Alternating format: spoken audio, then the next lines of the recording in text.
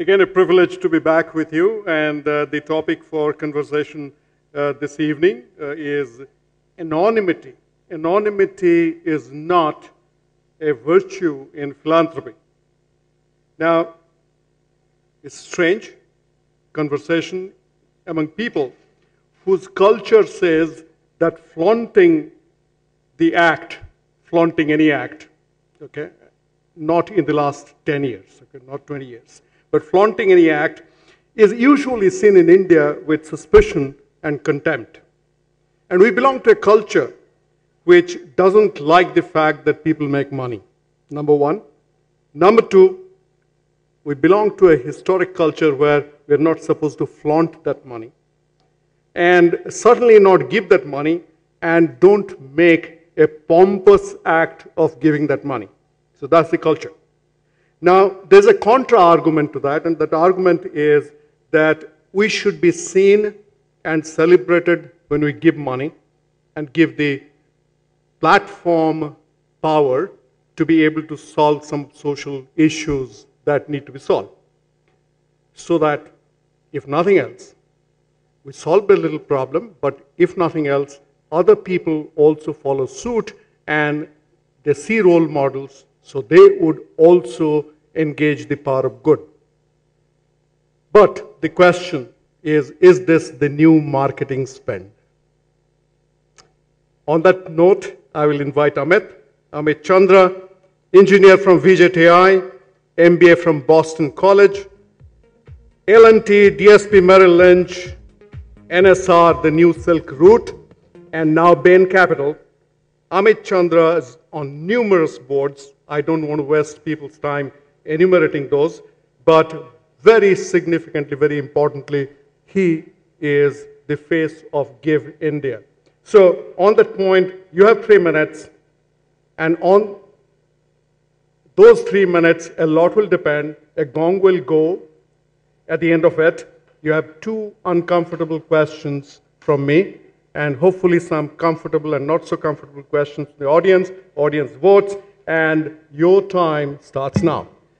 Thank you, Subroto. It's a privilege to speak to this distinguished audience. I think this question becomes actually a lot easier if you simply separate anonymity from self-propagation. I think the fact that if people are willing to talk about their giving in a manner in which they are not essentially doing so to simply add to their fame and ego, I think it's actually can be very productive. You know, in the introduction, you made a couple of points which I disagree with. I think Indian culture might have been one where display of wealth was not well regarded and celebrated. But if you look at what has happened post-liberalization, display of wealth and celebration of excesses has become the norm. You know, people are judged by the cars they drive, by the size of their houses, by how many yachts they have, how many homes they have, and by the size of weddings that we see in this country. And I think our very impressionable next generation looks at all of that and gets inspired by exactly the wrong things. At the turn of independence, we had a very different culture in this country. We had a culture seeded by Jamsetji Tata over 125 years ago, where he said business existed for the sake of society. We had rich traditions of Jannalal Bajaj, of the G.D. Birla likes of the world, who basically really did their best to use business to build nations. And that was what was celebrated. But I think in the last 15 years, that has been overtaken dominantly by crony capitalism. And I think at some point of time, you need a counterbalance. I think that counterbalance is doing good. Doing good must be talked about, and we must make sure that the next generation recognizes that this is a much more enduring as well as better way to build this nation than crony capitalism. And therefore, we need to make sure that anonymity is not practiced. We need transparency, and we need to make sure there is no flamboyance in social giving, but I think we need to talk about it. I will summarize by my own inspiration, a man called Chuck Feeney, who I don't think many of you may have heard of, but he was one of the biggest givers, or rather is one of the biggest givers in the world. He gave away an equivalent of $8 billion of his wealth that he created through the duty-free stores network, anonymously, completely anonymously. But after having given most of it away, he decided to write an autobiography which talked about his experiences. And his experiences have inspired thousands of others to give probably even more than what he gave in his lifetime. So I think it is actually important to not practice anonymity. Fantastic. I love people who push me back. Now, here's my question to you. And it takes off from what you just said. So the question is, how do you make sure that the power of good is not yoked to the power of greed? 1 minute. Quick. Sorry, I want to make sure I understand the question. How do you make sure that the power of good is not yoked to the power of greed? Well, I think it's actually very simple. It's what society decides to celebrate and reward at a point of time. I think if society decides to reward doing good, if people are looked up more for their actions and how they give back to society, and what they have done for the next generation as what they have done selfishly for themselves, I think automatically the power of good will triumph over the power of greed. Fantastic. Now here's a second question for you, and this is controversial. You like controversy, don't you? Oil spill to child labor, carcinogenic products to bribery to global warming. Is philanthropy about the cat, "Sau chuha khake billi chali haj karne"? No, that's a great question. I actually, there's no better way for me to answer this than, the philosophy that I have learned from the guru that I follow, which is Guru Nanak. Guru Nanak said 3 simple things. He said, the best way to realize God and realize happiness is do 3 things. The first thing is earn your money and fame honestly. So I think that's really important. If you're earning your money and fame dishonestly, there's no salvation or self-happiness. The second is, having earned your money and fame, make sure it's given, you use it compassionately for the good of people around you and society. And the third is that in doing so, make sure that the recipient never feels lesser than you. I think the first principle is extremely important. You may be the biggest philanthropist in the world, but if your money is earned, in an ill-gotten way, I think there's no point of even giving it away. There's no point of having earned it in the first place. Fantastic. On that note, let's turn the discussion over to the audience. Suresh, if we can help with the mic, who goes first? Ladies, you are not asking any questions. Would a lady please? That doesn't look like a lady to me. Okay, go ahead. Okay, thank you so much. I just wanted to make a point of view that sometimes with the lack of time, we have a question would be better. The question is that we should, I think, not try to say that philanthropy should be very selfless and not to publicize it, because a large percentage of people, maybe 50%, 40 or 80%, may do it for a little bit of show, and otherwise we'll be discouraging philanthropy. So there are some people who will do it in secrecy and selflessly. So what's the question? The question is that to publicize it, Okay. Let's not create a culture where it's not. So that's an opinion.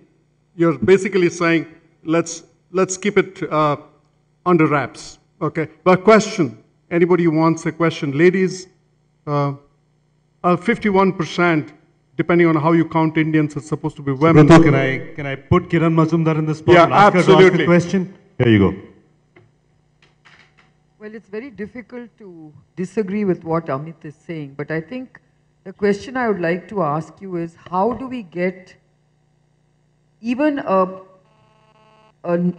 normal, not someone who is sort of well known, but how do you get the ordinary Aam Aadmi to feel good about being philanthropic? That's more important. I think, Kiran, that's a great question. And I think part of it lies in making sure that people see the results of their actions, their compassionate actions. And it's not always that people volunteer with their time, where you can actually experience the joy of giving, but it's often that they sit on their desk and write a check. And maybe the best way I can answer this is, Give India runs a program called the Payroll Giving Program. Cognizant has been a part of that for many years.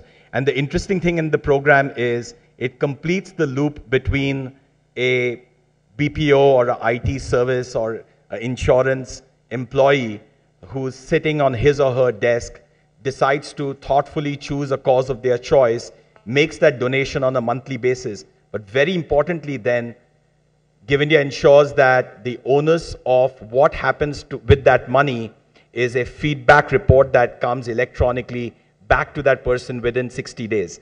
I think when you experience the joy of giving, when you really feel that your money has had its impact, you automatically are incentivized to do more with it. I think fundamental level, all of us feel that the biggest opportunity we do have is to impact, people around us, society around us. I think the problem has historically been we've not created that loop.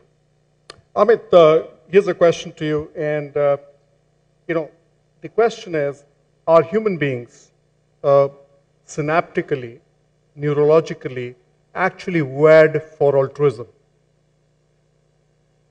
Yes. I mean, there's actually research on this. But it's interesting that research suggests, quite controversially, the data suggests that Indians are amongst the most miserly people in the world. We love to say that we have a deeply ingrained culture of giving.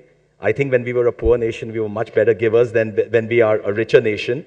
But the fact is, when you run lab experiments, and this is done in lots of universities around the world, people do want to do good. By and large, everybody wants to do good. They find reasons, inertia sets in, they find reasons in terms of, when they see bad actions being rewarded, to decide not to do stuff. But inherently, everyone wants to do good. But there is the counter argument to this, which says that mankind hasn't solved any problem by giving. I From Iraq to Afghanistan to anywhere. This is controversial, but does giving actually help at all? Or is this just to please the narcissistic idea that, I'm giving? But is giving the more powerful thing or receiving the more powerful thing? I think, so I disagree with the question. I think if you look at, there are lots of people in this room. Nandan's given, his post-corporate life to create something which I think generations will benefit from because it'll bring in more transparency. Dr. Shetty gives, I know what he does and what his organization does in terms of creating affordable healthcare, focus for people who, ability for people at the bottom of the pyramid to get treated. And I think there's a lot of data. You make a strong case. Thank you very much for that. But we'll turn it over to the audience. Time to vote. You may stay there. You're looking good. We'll turn it over to the audience to vote. The question before us is very clear. And can we have the question on the screen? Anonymity is not a virtue in philanthropy. Suresh, the time starts now, right?